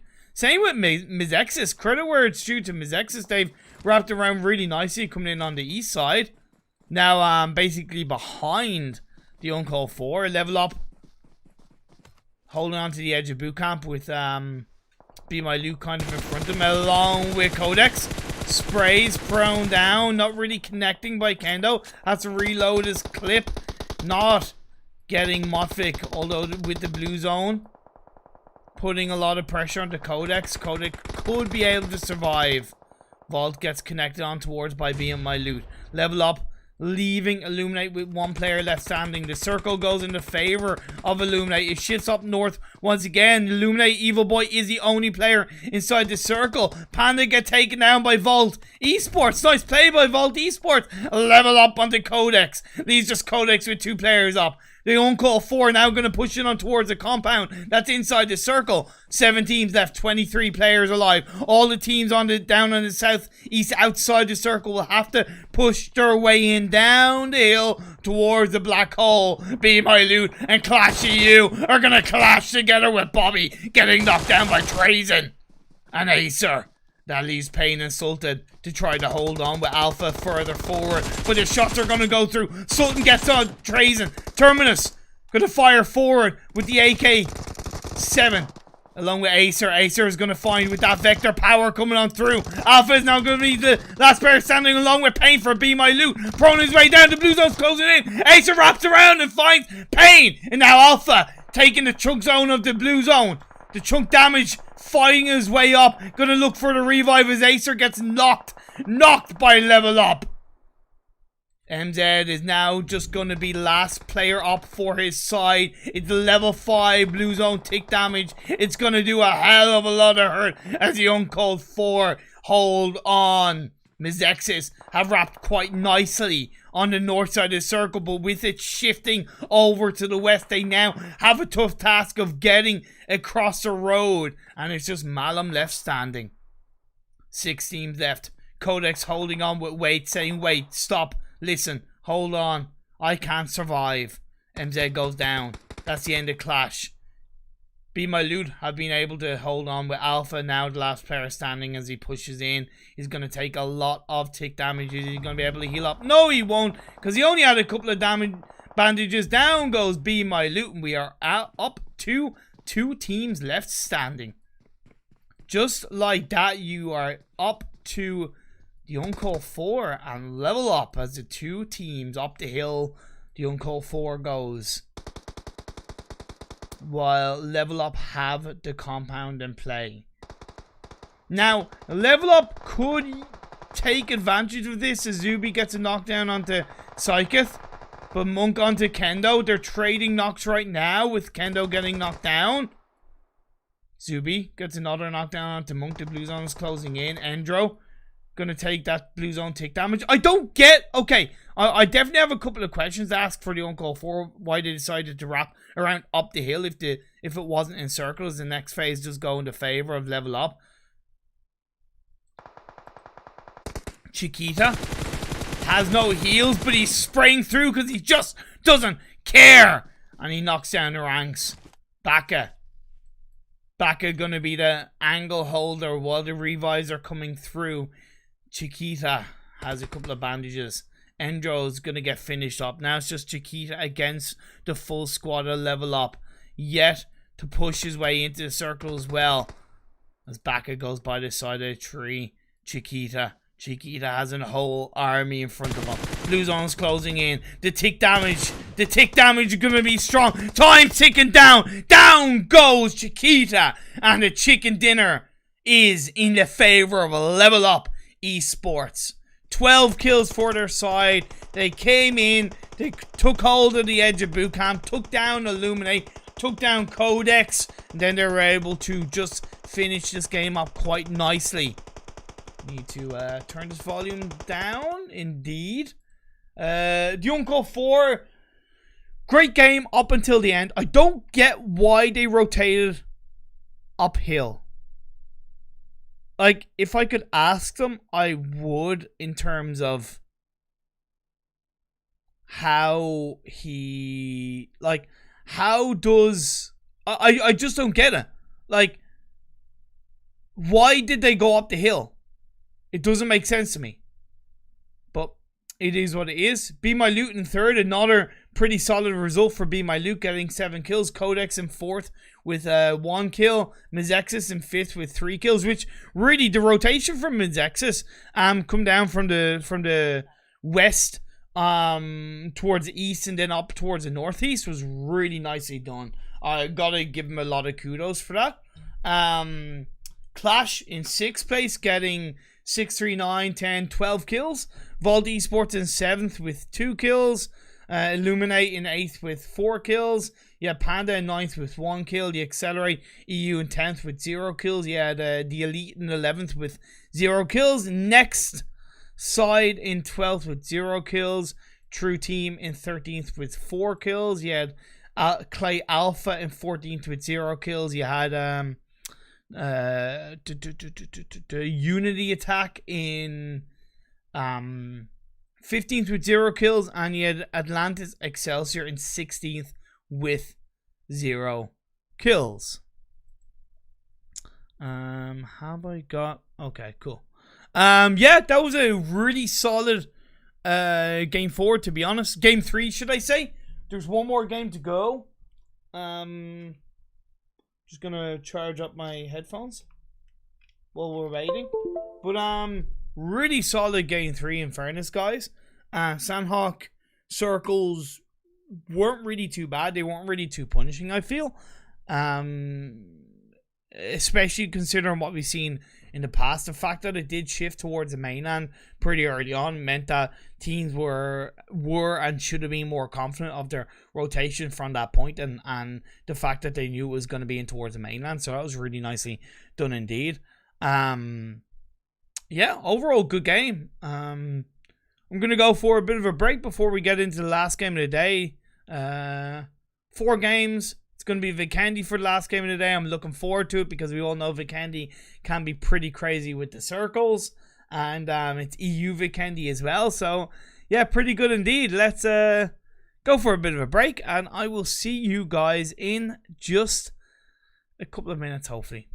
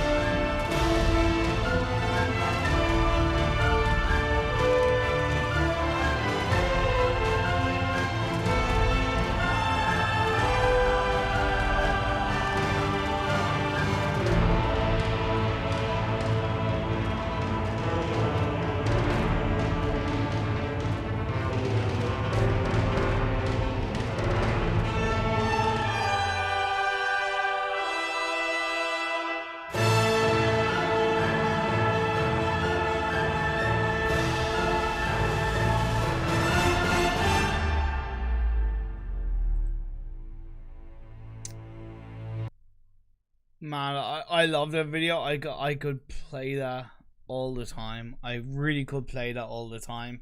And just in time! Because the last game of the day is about to get started. We are 35 seconds in from getting into the last game. It's going to be in Vikendi, the cold mountainous terrain of Vikendi. Oh, things are about to get a little bit chilly up in here. Up in here. Yeah, I know. That's the thing. You kind of think it's an ad, and it kind of is, I suppose.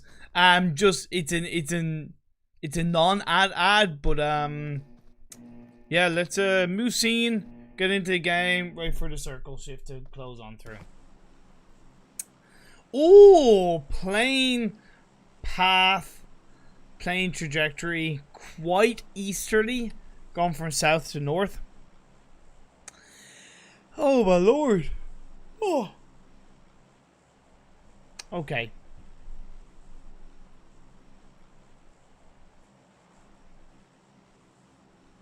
Thank you for the follow and welcome to the Ginger Club. Thank you very much for the follow. Milano Vicevito. Muchos apreciados. Let's see where these teams are kind of dropping. How many teams are dropping closer to each other? It seems like the Elite and Codex are going to drop towards Hot Springs. Panda and the Uncalled 4. You know, they're kind of going past each other, etc. Going to be in Volnova with Mezexis. Illuminate, the Team Illuminate going to be past Abbey. Clay Alpha in Podvosto, Wagles. Oh, but the phase on circle complements the plane path with its southeasterly, should I say, with Castle kind of right in the middle. So it's going to favor the teams who are already inside the circle on their drop spots. Means that we might see no real pressure on taking a fight between the Elite, the Codex. Oh, just respect and loot up towards each other, and then maybe go for a little bit of an attack. Codex have that kind of high ground area compared to the Elite in the Hot Springs area, but I would definitely love to see a bit more of a 2-2 movement. As I see, Be My Loot getting instantly a kill onto a member of Wagles. Be My Loot are aggressive, man. Be My Loot are aggressive. The way they play is I like it. The way they play, I just like it. Really. Level up aren't gonna be in Villa. You have Team 5, which is True Team in Goroka, and then you have Team 17, Atlantis Excelsior is going to be in between these two teams. Let's have a look between Mezexis and Accelerate EU. Of course, Volnova is such a dense city in terms of buildings and roof play that two teams can be right beside each other and they won't see each other. They might hear the footsteps, but they're not going to see each other too easily. Playing towards the roofs as Zune is on right now is really valuable as his piece right now, trying to find the high roof play. Oksam was towards the roof but decided to go against going on top of the roof. Rusek did move in with a vehicle, which gave a bit of information towards Mezexis that there's 100% the team there. The one thing I do fear for Mezexis is that they are split all four separately, so if one gets knocked down, there is kind of a higher chance that they're not going to get revived up. But this fight is now kicking off between the Elite and Codex, with Codex losing a player, Wait getting knocked down. That's something that I kind of feared. I alluded to the fact that they should be a 2-2 and they weren't, and Wait got knocked down. I don't know if Lucci is going to be able to get any kind of revive, although he is holding that high ground roof play, which I think is a bit more valuable right now in suppressing the members of the Elite. If Moffat can move in to try and get the revive onto Wait, that would be really valuable indeed. At least weight is somewhat protected for now. And I think that's where, yeah, okay. Cool. Yep, throwing a smoke just to secure that spot. Although that will alert the members that there's 100% a couple of players of Codex around there. Nothing too crazy.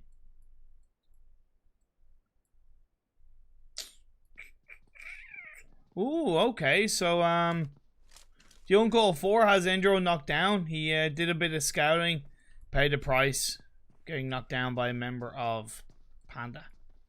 Down the hill of Villa. Or Winery, should I say. Not Villa, Winery.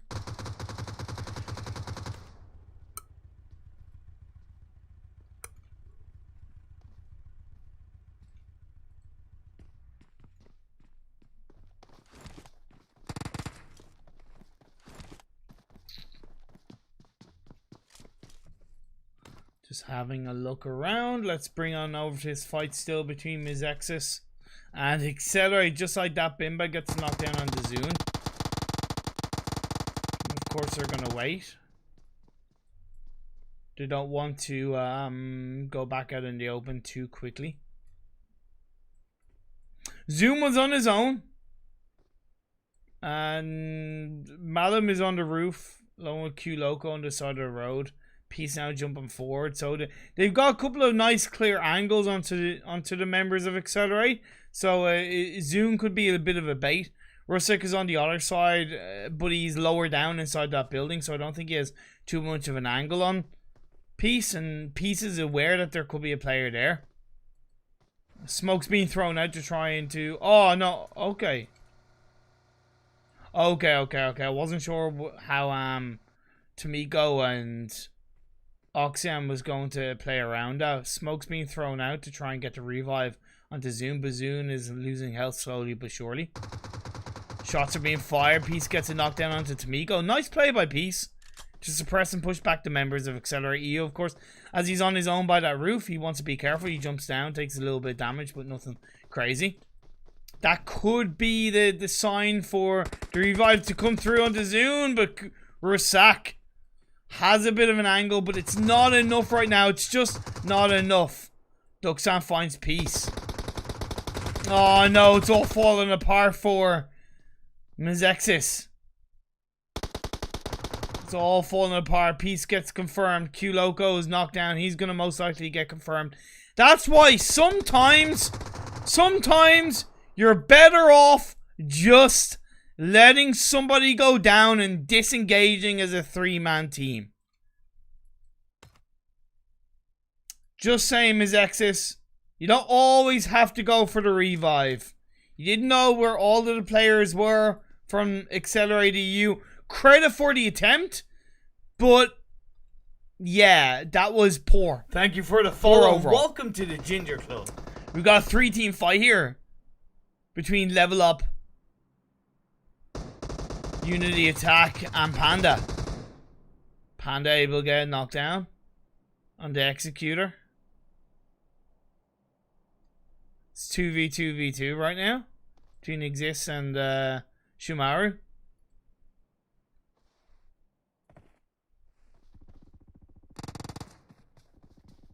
Oh, Revlo gets dropped. Lynch is now going to be last player standing of the side of Team 20, which is Unity Attack. Getting pinched between the two teams of Level Up and Panda. He's going to get into Zima. Oh no, he's going to go down. You don't get into a Zima like that. Stupid. I'm sorry, but that was so poorly disengaged upon. You got to hold your ground. You got to stick out that fight because you know that you're pretty much a sitting duck if you in any way try to disengage. Oof. Feels bad, man, indeed. Zubi's now out in the open along with Kendo. See, that's okay because he has the house behind him, right? So disengaging away from the house isn't the worst thing in the world. Although, don't know, did he pick up his teammate? No, he didn't pick up his teammate. I don't get why he didn't pick up his teammate. Oh, well. Oh, well, indeed.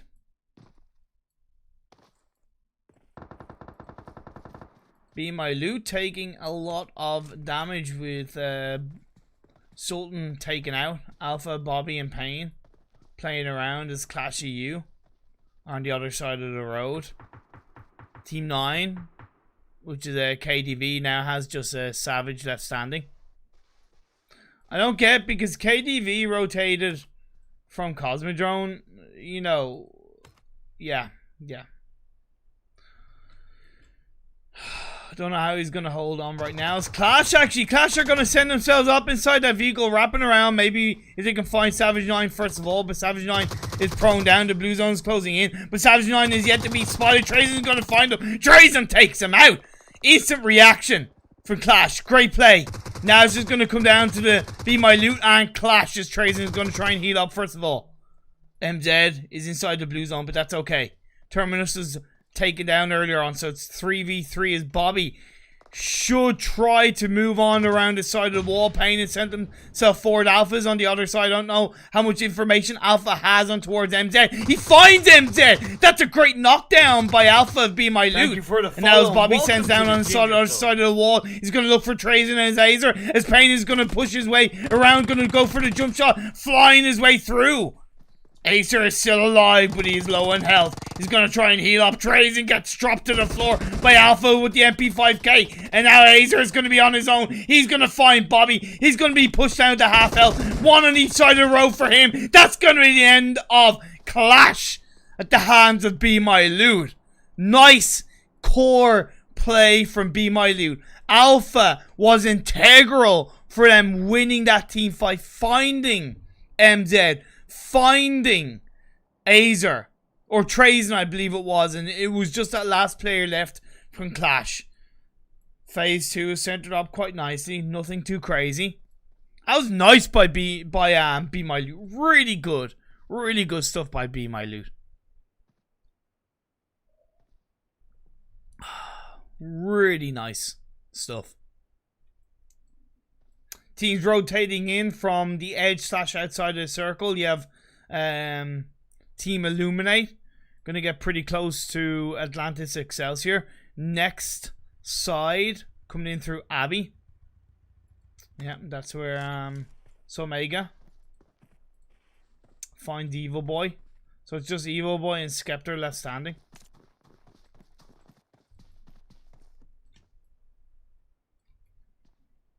Desgan and Omega now have a bit of time and space to move across the road, which is what Desgan is doing, and I think that's a bit risky, but now Omega is going to get a little bit closer, but being further apart, it could be a little bit too late for Omega to go across the road to join up with his teammate. Accelerate, moving in towards the center part of the circle, the mountain down the south of Castle area, which is pretty valuable indeed because it gives a lot of information with Clay Alpha in front of them. That could be really good for Accelerate EU.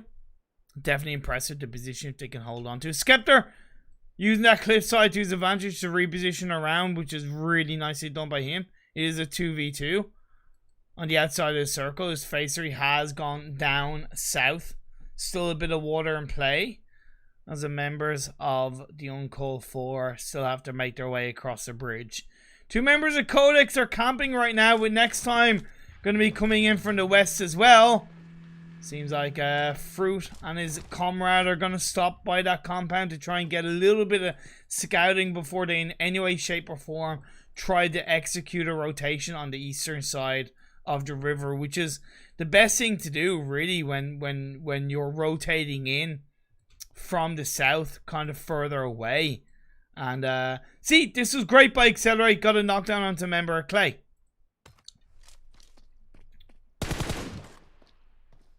And I did say I kind of worried for Desgan because he was on his own, and he did pay the price being taken down by Skeptor and the rest of Team Illuminate, leaving just Omega left standing. They are still outside the circle, but it shouldn't be too bad for them to make their way in. Be My Loot now coming in from the northeast. Codex still inside Hot Springs, but that's okay.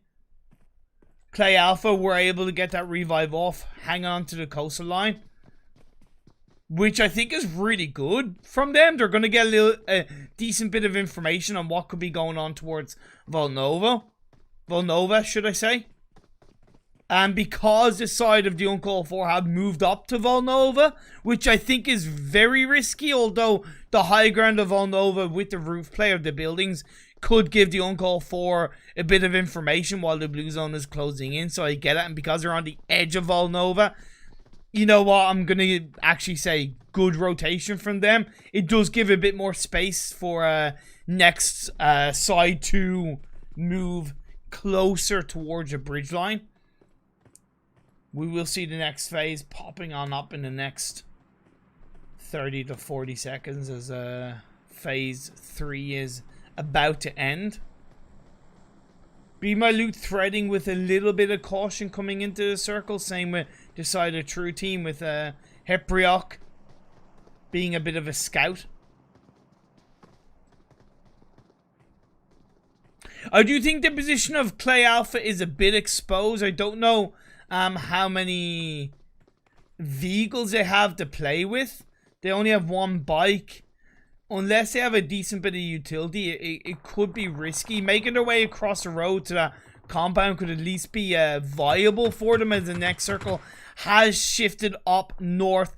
Definitely going to be on the east side of the river, which means the likes of next side will have to find a spot in along with the side of Team Illuminate. True Team going to come down from the south. Tannic gets a knockdown onto a member of the Uncalled For, as the Uncalled For look to try and move away from Volnova. Codex still being aware of the fact that they have to be cautious of a team moving in from across the bridge, but not really wanting to commit to an actual bridge camp. Will stick pretty closely on a 2-2 split, which is nicely done. The circle shift has gone kind of in the favor of Be My Loot as well, with Payne scouting himself forward, finding a really nice compound just outside Hot Springs for the rest of his side as he prones down by the side of the wall, wait for the rest of his team to arrive. The communication is going to be key for Be My Loot to stave off the pressure of Codex, who are have Lucci Motvik on the north side and Wait Fowler on the west side. So that's pretty good 2-2 split from Codex. I really, really like it indeed. And with the shots from Lucci just pushing back Be My Loot as the blue zone is closing in, it's really going to set Codex up pretty well. Of course, with the next circle, I would recommend they join up as a full squad for sure. As a credit to the Illuminate, they've been able to actually get on towards a bridge or underneath the bridge, overlooking, well, not overlooking, but somewhat bridge troll camping the members of the Uncalled For. But as they are underneath the bridge, the Uncalled For are going to rotate across, going to go past the Illuminate, get close by into that small tiny compound. It's going to be well inside the circle. That's pretty good for them. Alpha Clay now going to move in towards those compounds. I feel like it's a bit of a late rotation from them. I'll give that a solid 9 out of 10. That was a nice flip, but I don't get why they went that side of the compounds, to be honest. I feel like Yunka is a bit out in the open. Possibly going to find Spectre, but Evil Boy and Skeptor are going to find Yunka. Puts Yunka down to half health. Member of the Uncalled For is getting knocked down. I believe he got knocked down by Clay Alpha. I'm not sure. The circle actually goes down south on the next phase. Baby, baby, baby. Look at that. Next side actually swam across and have gone down the south of Hot Springs and Cantor. What a clean rotation. He's going to see the last player. That's going to be so mega. Taken down from Atlantis Excelsior. That was just, hello darkness, my old friend. Be My Loot now doing a little bit of a similar rotation as next side, coming in from the south side of Cantra. Codex kind of joining up now as a full squad, as Clay Alpha gonna have to try and make their way across the road. Sensei was knocked down. He's gonna get revived up. The only good thing for Clay Alpha is that in theory the Illuminate could third party and distract The Uncalled 4 will have to wait and see, as True Team have Accelerated EU pretty close by to them, as the Blue Zone is closing in a Phase 5. Where's Phase 6 gonna go? Across the water, across the road they go. The push is gonna come through with the vehicle. Nice plays, a 3-man team. Even though Sensei got dropped, it was a sacrificial bait for the side, as Unok is gonna get dropped down. And he's Hachika on his own. Although the third party from the Illuminate is gonna put a lot of pressure onto Alpha Clay. They will survive in amongst the teams, as Codex is also able to take down the Uncalled 4. Codex, third, fourth partying, level up on the Evil Boy. Level up coming in to get another third party. This is crazy, as Accelerate have pushed their way down. Oxygen was the last player standing, but he goes down to the Blue Zone, as a True Team are going to have to go across the road. The circle goes to the west with 50% of the water in play. Next side are sitting pretty on the southern tip of the circle. Actually, I thought Accelerate were out, as now Be My Loot gonna send themselves up. Groyan gets knocked down. Fruit and Exact God playing around. Pain gets dropped. Bobby gets dropped. Alpha now coming in from the side. It's gonna be Alpha against Exact God. He's gonna get blown up. The MP5K becomes too powerful. And the side and next side survive their side of the circle. Be My Loot, I gotta give him credit, because that came out of nowhere, even for me, on that push. But next side were prepared. They fought. They survived. They won. Clay Alpha on the Accelerate, eliminating them, leaving just one player left up. I thought Accelerate EU were actually taken out. My apologies. But it's going to be one player left standing. Rusak? Surely Savari's got it.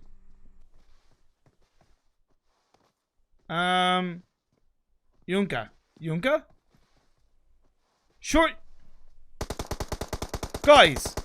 Yunka. I was gonna say, he was proning across the road. How did you not see him? Yunka gets dropped down by Codex. True Team trying to find their way in, but Vegan is going to be the last player standing, trying to swing across the road. Codex coming down from up the hill. Level Up are going to be holding on as well. They have 2 players up, and next side behind Level Up are going to be coming in as well. Savari finds True Team. True Team taken out. 4 teams left standing. Codex, Level Up, Clay Alpha, and next side. Next phase does shift in on towards the east. Codex goes down the hill, swims their way across it. 3 players up.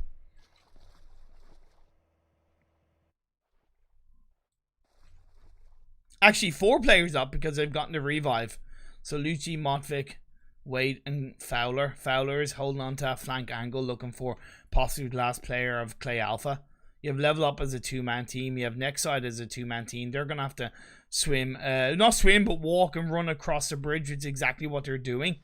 Fruit just proning down. You have Exactod has been able to jump across the water. He's taken a couple of shots so from Codex forehead. Going to look to choke up a grenade. Now goes down on towards the cliffside. Level Up is in front Thank of you for the follow. Welcome to Zuby's the Ginger behind the crate. He's prone down, waiting for his time to strike. The snake in the grass, the burnt brown grass of Vikendi, which contrasts to beautiful white snow found in this mountainous terrain of a map. This is the calm before the final storm, as the Blue Zone of Phase 7 is moving in. Phase 8 will be showing up. Where is it going to go in the next minute or so? Clay Alpha Safari going in with the vehicle. He's actually going to go right past that member. Level Up behind the bush, gets taken out, and he is going to end things up. But Level Up going to be put under pressure. It's just going to be Kendo left standing on the side. The next side was able to take down the player. Level Up from behind the crate, but Codex came in and stole that kill away. They've been able to take down, level up. It comes down to these two teams. 4 against 2 as ExactGod is trying to heal up. Wade is flanking around from the side. He's gonna look, but ExactGod finds him. No, it is actually Fruit that finds Wade. And then Lucci's gonna flank in from the other side. It is now 3v2. ExactGod and Fruit could actually get the better of this. Can Lucci find ExactGod? It is gonna be Moffik that finds him. Now it's gonna be Fruit that's left standing in a 3v2. 3v1, should I say. As Lucci pushes his way down. Moffik is knocked down. It's gonna be 2 against 1. Fruit is so low in health. Nearly finds Lucci. He doesn't quite, and that's going to be Codex cleaning the job and getting it done, claiming this chicken dinner on the last game of the day. And these Mezexis, and these, whatever it is, these scrims, there you go, these scrims. These, Mezexis, Fearless PUBG Mobile scrims. Codex forehead. Or Codex, should I say, getting the chicken dinner with 9, 10, 11, 12, 13, 14, 15 kills. They had the circle go in their favor. They had a 2-2 split. They then joined up as a full squad. They reacted to the circles. It was a really well executed game from them, because it's not just about having the circle in your favor, it's also about taking advantage of the circle being in your favor. And that's exactly what Codex did. Next side swept around from the south, went for a wild play across the water when nobody else would have really thought about that, and that was really great for them. Coming in second place with 4 kills. Level up in third with 8 kills. You had 4th place going over to Clay Alpha with 5 kills. True Team in 5th with 1 kill. Accelerate EU in 6th place with 4 kills. Be My Loot in 7th with 10 kills. So even though they didn't finish the highest in placement, getting those 10 kills really perks them up, in fairness. Team Illuminate in 8th with 3 kills. You had the side of the Uncall 4 in 9th with 1 kill. You had Atlantis Excelsior in 10th with 0 kills. You had Clash in 11th with 3 kills. Panda in 12th with 3 kills. You had KDV Esports in 13th with 0 kills. You had the Elite in 14th with 1 kill. You had Vault Esports in 15th with 0 kills. 16th was Unity Attack with 3 kills. Mezexis in 17th with 0 kills. And Wagles in 18th with 0 kills. Wow, what a good last game of the day. Those circles,